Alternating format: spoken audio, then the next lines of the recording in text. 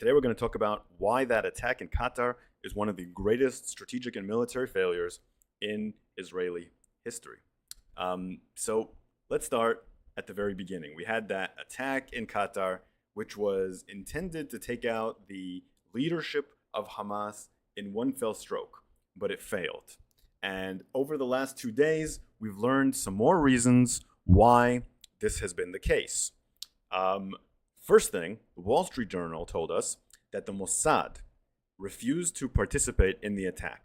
Now that's very significant because the Mossad has the assets on the ground and the ability to assassinate the heads of the Mossad from inside Qatar without using external force. Why did they not agree to do it? Because of the timing regarding hostage negotiations, which also is the same reason the IDF showed some reservations, and also because they view Qatar as a partner and an intermediary in many of the things that they do, and also because they did not want to burn their assets in Qatar on something they felt was not productive. So David Barnea, the head of the Mossad, vetoed the plan, refused to participate.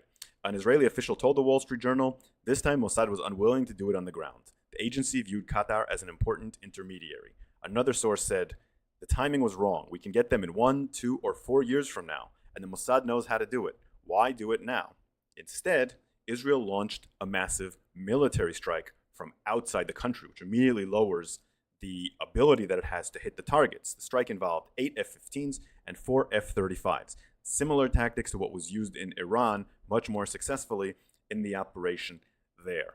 The operation could have been a much bigger catastrophe if the planes had been shot down by the US, because apparently it was left very late before Israel told the Americans. US space sensors detected the missile launches and confirmed Doha as the target, but were only notified minutes before the strike, leaving no time to stop it. A US security official said, quote, the notification came so close to the launch, there was no way to stop the order. It was absolutely unbelievable. The White House tried to inform Qatar, but the warning came 10 minutes after the missile struck.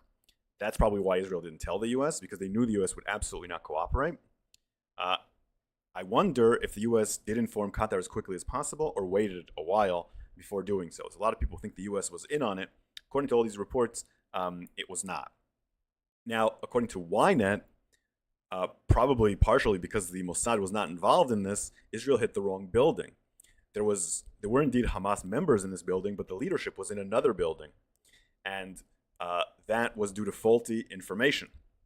Not clear if they were fed false information, the Israelis, or if they just misinterpreted or got bad information, but they hit the wrong building. They ended up killing Khalil al-Khaya's son and a Qatari security guard.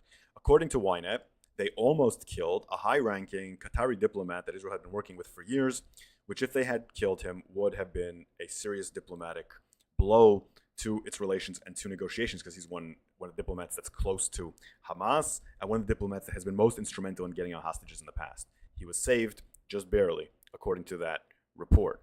Meanwhile, the actual leaders like Khalil al-Khaya Sr. and others seem to have survived, although someone in the top leadership, according to rumors, has been injured. It's not clear who.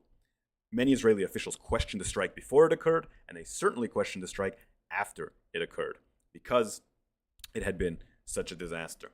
It seems to have had more diplomatic fallout than Israel maybe expected, even though it expected some. The Gulf states are very heavily united against this attack. I talked to a friend from the UAE, an analyst, and he told me that this has really helped change the perception of the Gulf states away from viewing Iran as the main threat to viewing Israel as the main threat, because none of the rich Gulf states had ever been attacked by Iran before, and they now have been attacked by Israel. And indeed, this has brought all the Gulf states together. They've been meeting, they've been talking on the phone, they've been talking about joint steps to punish Israel. Qatar has said that it will take steps against Israel. Saudi Arabia said that it will support those. So MBS also called for an Arab, Islamic, and international response to confront aggression. UAE's Sheikh Mohammed bin Zayed condemned Israel for violating all international laws and norms. Qatar's prime minister called the strike state terror, accused Netanyahu of barbarism, and said that he needs to be brought to justice. He also said something that chilled the bones of Israelis, and especially the hostage families. He said, I think what Netanyahu has done yesterday has just killed any hopes for those hostages. Al-Thani said, I was meeting one of the hostage families on the morning of the attack. They are counting on the ceasefire mediation. They have no other hope for that. And the hostage families hear him loud and clear. Einav Zengaukar said, "Why does the prime minister insist on blowing up every small chance for a deal? Why? The people of Israel are tired of this war." Trump also said, "It seems every time we're making progress, Netanyahu attacks someone." A very accurate assessment from him. And meanwhile, Israel has been making belligerent comments that only make it seem more likely they're going to attack other countries. Netanyahu said, "You either expel them or bring them to justice, because if you don't, we will." Katz said there's no place they can hide. Everyone who took part in the 7 October massacre will be held fully accountable. And between the lines of these threats, and some lower-ranking members of Knesset have said that Turkey could be next, because Turkey also has offices that are related to Hamas. So next time Israel wants to blow up the negotiations, maybe it will go after Turkey, a NATO ally, and that will cause more fallout. After Qatar, no one will be all that shocked. Now there's a lot of talk in the Gulf about pulling out of the Abraham Accords. Qatar's not a member, but the UAE is, and Oman is, and Saudi Arabia was hoped that they would join. Saudi Arabia joining seems almost science fiction at this point. And it's not just the attack in Qatar. The announcement by Israel that it's going to annex the West Bank, possibly 82% of the West Bank, was something that already had the UAE threatening to leave the Abraham Accords. Lana Nusseibeh, the UAE envoy, said annexation would be a red line for my government, and that means there can be no lasting peace. The attack in Qatar has raised those voices that want to end the Abraham Accords, that want to see the end of Gulf cooperation with Israel.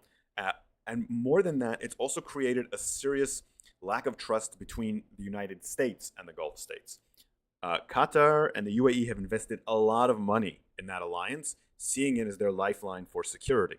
Now that the United States has been unable to prevent a direct attack by one of its allies, it really raises a question for Qatar and others if that investment is worth it. And so the United States is going to work very hard to patch that up. Qatari contingent is on its way to Washington, D.C., and that's one of the reasons that Trump has been very vocal criticizing this attack. First time, it's rare that he's critical of any Israeli policy like this. And also, the Security Council denounced the attack with the United States joining, showing that the U.S. frowns on this attack. They'll be trying to patch things up with Qatar. They'll be trying to patch things up with the UAE. They'll probably succeed superficially, but something fundamental has been broken. That Abraham Accords framework that was already strained by what's happening in Gaza looks to me like it's breaking down. The Gulf states will be looking for alternatives. I wouldn't be surprised to see them reach out to China. Wouldn't be surprised to see them talk to Russia. Not necessarily to break ties with the United States, but to hedge their bets more. And this will certainly increase the impetus to rapprochement with Iran for the Gulf states more than anything else.